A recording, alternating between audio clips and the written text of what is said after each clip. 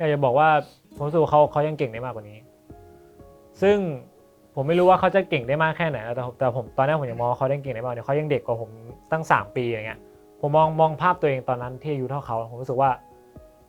เขามาไกลกว่าผมนะในความรู้สึกของผมเลยก็รู้สึกแบบอยากให้เขาพัฒนาตัวเองแล้วต่อให้อนาคตเราอาจจะไม่ได้อยู่ด้วยกันในสักวันหนึ่งแต่ไม่เป็นไรอะไรเงี้ยผมรู้สึกว่าเรายังเห็นเขาเรายังซัพพอร์ตเขาเห็นเขาประสบความสำเร็จเราก็จะดีใจยินดีด้วยตลอดอะไรเงี้ยก็อยากให้เขาสู้ต่อไปอะไรเงี้ยอยากให้เขาพัฒนาตัวเองในวงการนี้ต่อไปแล้วก็ให้คนรักเขาเยอะๆเพราะเขาเป็นคนที่ผมไม่เคยเห็นเขาในมุมแย่ๆอย่างเงี้ยในมุมที่แบบจิตใจที่คือเขาเป็นคนจิตใจดีคนหนึ่งอะไรเงี้ยอยากให้ทุกคนรักเขาเยอะก็อยากบอกพี่นนท์ก็ขอบคุณก่อนที่เป็นคนที่คอยแนะนำอะไรหลายๆอย่างตั้งแต่แบบเจอครั้งแรกตั้งแต่ซีรีส์เรื่องแรกยันซีรีส์เรื่องที่2ยันโปรเจกต์เพลงอะไรเงี้ยก็รู้สึกว่าจริงๆได้อะไรจากเขาเยอะมากเลยอะไรเงี้ยแล้วก็อยากจะบอกว่าเป็นกำลังใจให้เสมอก็จะคอยอยู่ข้างๆตลอดนี่แหละเพราะว่าเราทำงานด้วยกันอะไรเงี้ยแล้วก็จะบอกว่าเราจะพัฒนาไปด้วยกันแล้วก็ดังๆปังใช่ๆมันผมรู้สึกว่าถ้าเราไม่ยอมแพ้เราก็จะแบบ เราก็จะออกบัตรฮุกก็ไม่มีอะไรเลยแค่บอกว่าจะอยู่เราก็จะประข้างๆไปตลอดสบความสำเร็จไปด้วยกัน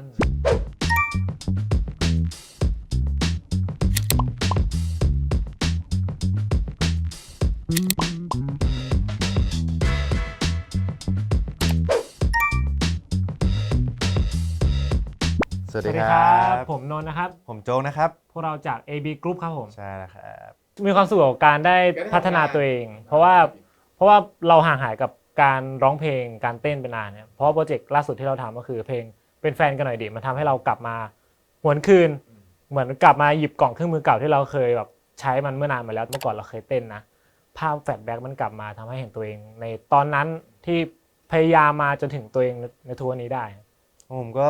คล้ายๆนะครับได้มีโปรเจกต์ใหม่เป็นสิ่งที่เราไม่เคยทำมาก่อนก็คือจริงๆถ้าถามว่าความสุขของผมช่วงนี้คืออะไรก็คือเหมือนกันเลยผมแบบชอบทำสิ่งใหม่ๆชอบหาความท้าทายชอบพัฒนาตัวเองอะไรก็จริงๆมันเป็นสิ่งที่ผมไม่มั่นใจด้วยแต่ว่าได้ลองทำได้ลองอะไรอย่างเงี้ยผมรู้สึกว่าได้พัฒนาตัวเองในด้านนี้แล้วก็นอกจากเรื่องงานก็ได้ลองทำสิ่งใหม่ๆมากขึ้นอะไรอย่างเงี้ยได้ศึกษาเรื่องการเงินนู่นนั่นก็นั่นแหละครับความสุขช่วงนี้ของผมถ้าของผมก็คือเราเริ่มเข้าสู่วัยผู้ใหญ่แบบมากขึ้นเรื่อยๆนะเพราะว่ามันเป็นช่วงที่เราฝึกงานแล้วกำลังจะจบแล้วนะครับมันก็เริ่มมานั่งคิดเริ่มตระหนักแล้วว่าถ้าสมมุติว่าเราไม่ได้ทำวงการบันเทิงเราไม่ได้เป็นนักแสดงเราเป็นศิลปินอะไรเงี้ย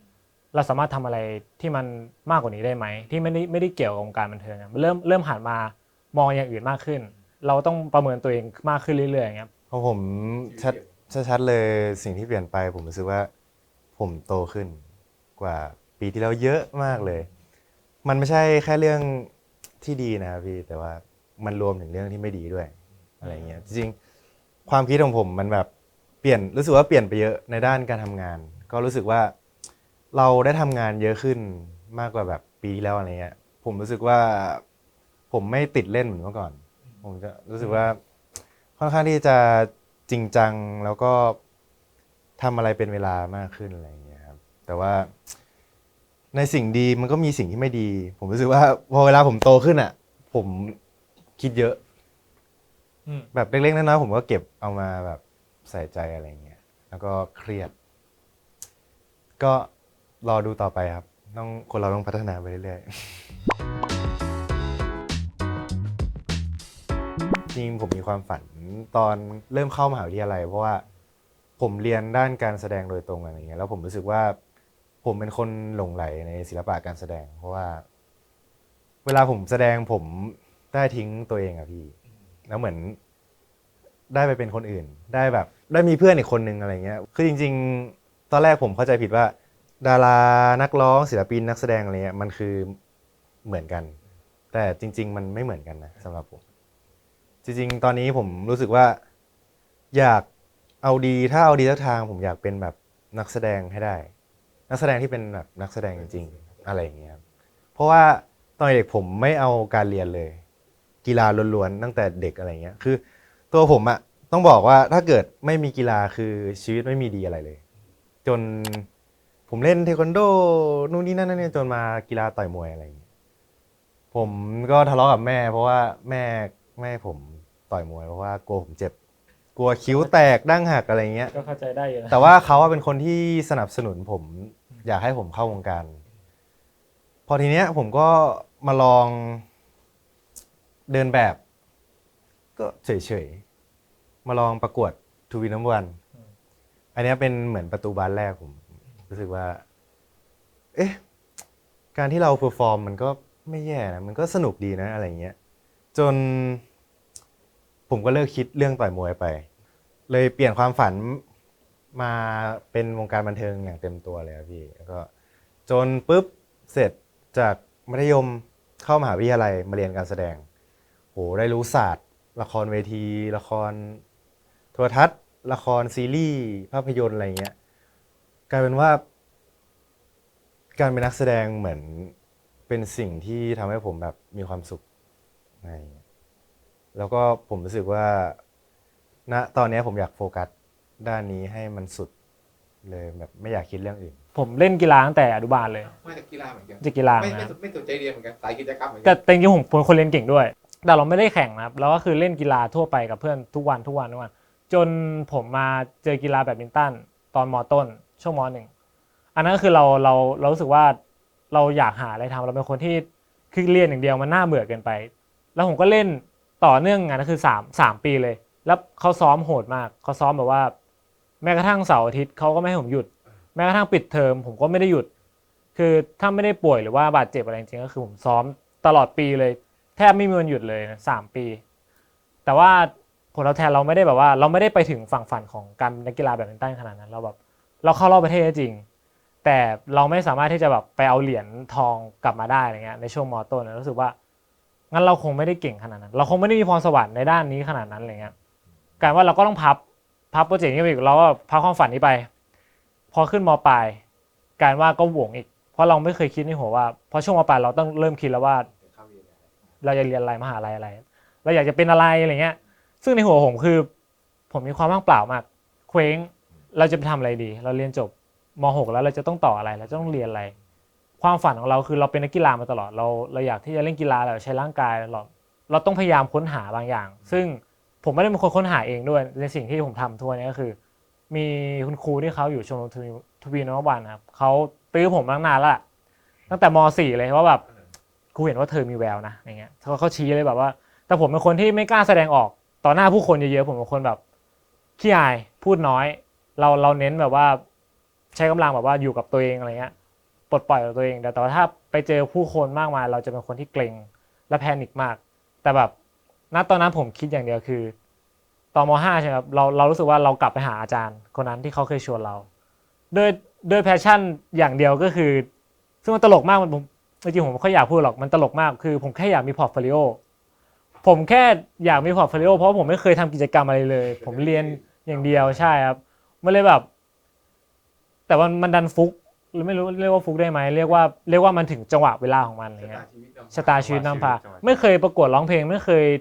ยไปซ้อมเต้นไม่เคยไปอะไรที่มันเกี่ยวกับด้านนี้เลยอย่างเงี้ยการว่าเราไปรอบระดับภาคปุ๊บแล้วเราสามารถที่จะผ่านเข้าสู่รอบประเทศของทูร์นาเมนต์วันได้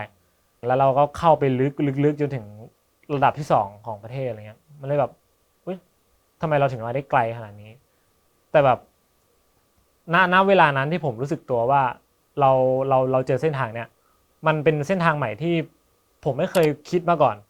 ผมไม่เคยคิดว่าตัวเองมีความสามารถนี้มาก่อนอยู่มันก็มามันค้นพบโดยที่ผมไม่เคยคิดว่ามีสิ่งนี้อยู่เลยเพราะว่าแม้กระทั่งพ่อกับแม่ผมก็ไม่เคยได้ยินผมร้องเพลงมาก่อนแม้กระทั่งเพื่อนคือผมร้องให้เพื่อนฟังแหละแต่ว่าผมก็ร้องเล่นๆร้องแบบไม่ได้จริงจังนะแล้วเพื่อนก็จะรำคาญเพื่อนก็จะบอกหยุดร้องได้แล้วอะไรเงี้ยเราก็เลยเข้าใจว่าเราก็แบบไม่มีความสามารถเลยเรื่องพวกนี้อะไรเงี้ยแต่มันไปได้ถึงตรงนั้นมันก็แบบอุ้ยมันว้าวในตัวเองมันรู้สึกทึ่งว่าเราพาตัวเองมาตรงนี้ได้ยังไงไม่เคยมีความรู้สึกว่ามันจะมาถึงจุดนี้ได้เลยสักนิดเดียวนะครับไม่เคยครับมารู้จักกันเพราะซีรีส์เพราะงานนี่แหละครับ ใช่ครับ รู้จักกันครั้งแรกตอนซีรีส์ซังมินดิเนีย มาเดลีบาว เดลิบา เดลิบาอ๋อ ก่อนหน้านี้อีก สมทบอยู่ สมทบอยู่ใช่ ใช่ เป็นคู่สามได้มั้งคู่สามคู่ตีถูกไหม ก็ประมาณนั้นแต่ว่าเป็นจุด ใช่ จุดเปิดตัวของ เราสองคน ผมกับพี่นนท์ ใช่ ครับผม ก็มาเจอในซีรีส์เรื่องนั้น ใช่ครับ เป็นไงการที่พอมาเจอกันครั้งแรกที่ว่าต้องมาร่วมงานกัน ก็จริงๆ ต้องใช้ว่าต่างคนต่างนิ่งเงียบ ต่างไม่คุยกัน ต่างไม่รู้จะเข้าหากันยังไง เพราะว่าต่างคนต่างเป็นคนเข้าหาคนอื่นไม่เก่งอะไรเงี้ย ผมไม่กล้าแบบ ผมก็ คุย นิ่ง กับใครก่อน ใช่แต่ว่ากว่าจะได้คุยก็คือเราจะเข้าซีนอะไรเงี้ยแล้วเรารู้สึกว่าสงสัยอะเราอยากรู้ว่าภาพในหัวของการเล่นของเขาซีนเนี่ยเป็นยังไง เราก็เลยพยายามคุยกันว่าถ้าเล่นประมาณเนี้ยคิดว่ามันโอเคไหมอะไรเงี้ยหรือว่าคิดยังไงว่าต้องเล่นแบบไหนอะไรเงี้ยก็แชร์กันอะไรเงี้ยมันเป็นจุดเริ่มต้นที่ทำให้เราคุยกันมากขึ้น ได้มาคุยเรื่องอื่น ใช่ จากเรื่องงานนี่แหละครับ แล้วก็พอเหมือนคุยกันเรื่องงานปุ๊บมันเริ่มแบบสนิทกันมากขึ้นก็เลยแบบเริ่มเปิดใจคุยกันได้หลาย ๆ เรื่อง ก็รู้สึกว่าเขาเป็นคนที่มีความเขาเรียกอะไรมีความจีเนียสบางอย่างที่แบบว่าเขารู้ว่าตัวเองควรจะต้องทำอะไรเหมือนเขาจัดการภาพในหัวบางอย่างที่เขาสามารถที่จะประมวลผลออกมาแล้วว่าบทแบบนี้คาแรคเตอร์เนี้ยมันควรจะต้องเล่นแบบนี้นะซึ่งมันก็ไม่ค่อยมีอะไรที่เขาทำไม่ได้อะไรเงี้ย ผมรู้สึกโชคดีที่ได้มาแบบทำงานกับพี่นนท์เพราะว่าเหมือนเอาจริง ๆเขาเหมือนแบบพี่นนท์เป็นคนที่มีสภาวะผู้นำแบบค่อนข้างสูงเพราะว่าผมรู้สึกว่าอันนี้ซีเรียสเลยนะ โอเค ผมรู้สึกว่าพี่นนท์สามารถฉุดผมได้ในแบบชีวิตจริงในด้านการทำงานอะไรอย่างเงี้ยเพราะว่าผมเป็นคนยอมรับตรงๆว่าเป็นคนที่แบบว่าชอบคิดนู่นคิดนี่อะไรอย่างเงี้ยแล้วชอบแบบลอยไปเรื่อยอะไรอย่างเงี้ยบางที ผมไม่รู้ชอบคิดอะไรไปเรื่อยแล้วก็พี่นนท์ก็จะเป็นคนแบบคอยดึงผมขึ้นมาอะไรเงี้ยคอยแนะนำเรื่องต่างเรื่องแบบควรวางตัวยังไง คือผมพยายามคาดการณ์อนาคตตัวเองมาตลอดผมจริงผมคิดว่าผมจะดังตั้งแต่ปีที่แล้วซ้ำอย่างเงี้ยคือมันพยายามนึกมาหลายครั้งเนี่ยแต่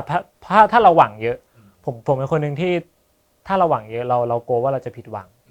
ผมเลยพยายามที่จะไม่หวังซึ่งผมไม่รู้มันถูกหรือผิดนะแต่ผมพยายามเซฟความรู้สึกตัวเองผมรู้สึกว่าณจุดหนึ่งอ่ะเราพยายามทำให้มันเต็มที่เราวางโกไว้แค่รู้สึกว่า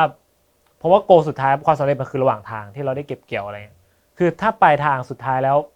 เราไม่มีทางรู้เลยว่ามันจะเป็นอะไรแล้วคุณจะพอใจกับปลายทางได้ยังไงในเมื่อคุณไม่มีทางรู้มันจะเกิดขึ้นจริงเนี่ยผมเลยตั้งเป้ากับปัจจุบันว่าผมทำอันเนี้ยแล้วผมมีความสุขแล้วผมแฮปปี้แล้วนี่คือความสำเร็จในวันนี้แค่นั้นพอแล้ว ผมง่ายมากเกี่ยวกับวงการบันเทิงผมอยากอย่างที่บอกไปผมอยากเป็นนักแสดงที่แบบทุกคนยอมรับอะไรอย่างเงี้ยว่าคุณเป็นนักแสดงที่ดีมากเลยอะไรอย่างเงี้ยเขาชมการแสดงของเราอยากได้ขอบคุณครับ อยากได้รับรางวัลอยากเป็นนักแสดงที่มีชื่อเสียง แล้วก็คนรู้จักแล้วก็ยอมรับตัวของโจ๊กในฐานะนักแสดงที่ดีแค่นั้นเลยครับณโกนะตอนนี้ง่ายมากแค่นี้เลย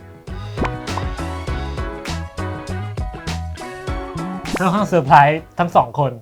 คือ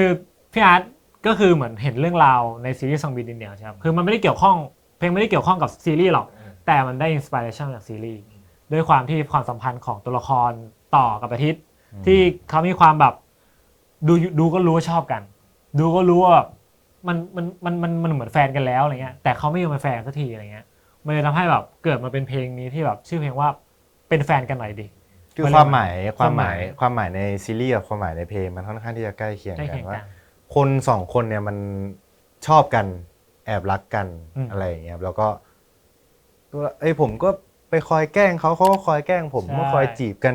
ตื้อเตาะกันไปต้อนมาจนมันตัวละครสองคนก็ได้รักกันอะไรอย่างเงี้ยเหมือนในเนื้อเพลงผมรู้สึกว่าความคิดแรกเลยของผมคือ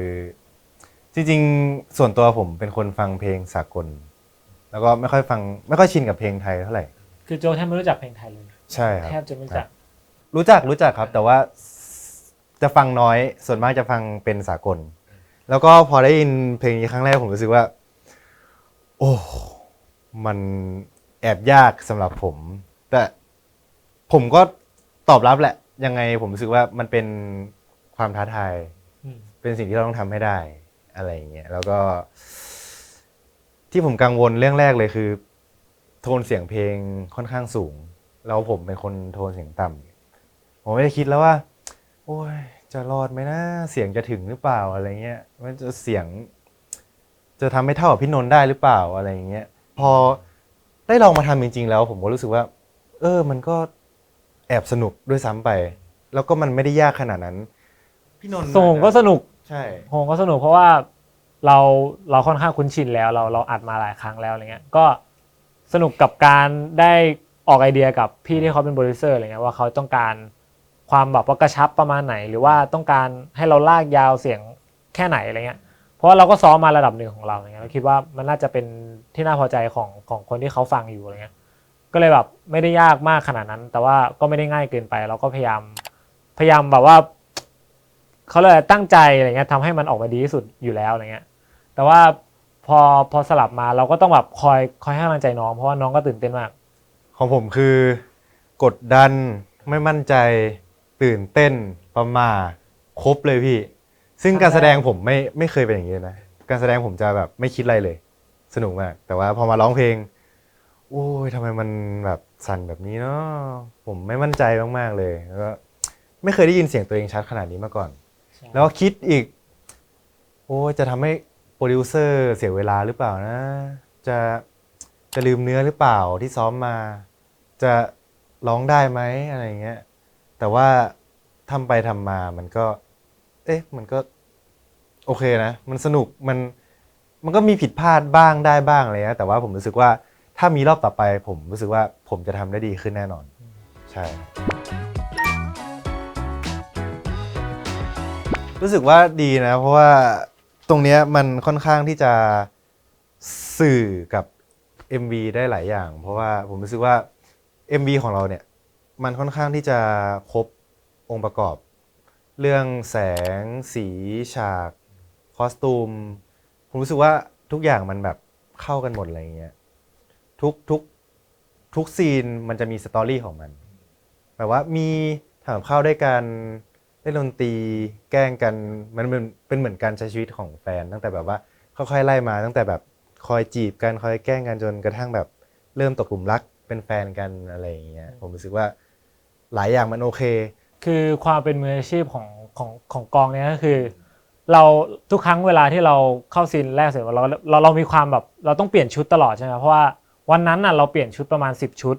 แล้วต้องเปลี่ยนทุกชั่วโมงเลยอะไรเงี้ยความเป็นมืออาชีพของเขาก็คือเราไม่ทันจะเปลี่ยนชุดเสร็จเขาเรียกหาแล้วเขาบอกว่าเสร็จหรือยังเซตกล้องเซตไฟเสร็จหมดแล้วนะอะไรเงี้ยทุกครั้งเลยเราไม่เคยที่จะเปลี่ยนชุดหรืออะไรเร็วกว่าเขาเลยอะไรเงี้ยมันเลยทำให้แบบผมไม่เคยเจอกองอย่างนี้เลยอะไรเงี้ยเราตกใจว่าทำไมเขาทำได้ไวขนาดนี้แล้วเราก็ต้องพยายามทำให้เขาไม่เสียเวลาโดยการที่เราไม่พยายามพลาดอะไรเลยอะไรเงี้ยตอนเรามองกล้องหรือเขาให้ทำแอคชั่นอะไรเราก็พยายามจะเก็บทุกดีเทลให้มันไม่พลาดครับก็ฝากพวกเรา2 คนด้วยนะครับผมก็ช่องทางติดตามส่วนตัวนะครับเป็น Instagram nonn_rk นะครับฝากด้วยนะครับ Instagram ของผมก็พิมพ์ว่า jjokecht_xr ครับก็เรา2 คนก็จะอัปเดตตารางงานเรื่อยๆครับก็ไปติดตามกันได้ครับไปติดตามตารางงานพวกเราได้ที่ใน AV Group Instagram นะครับ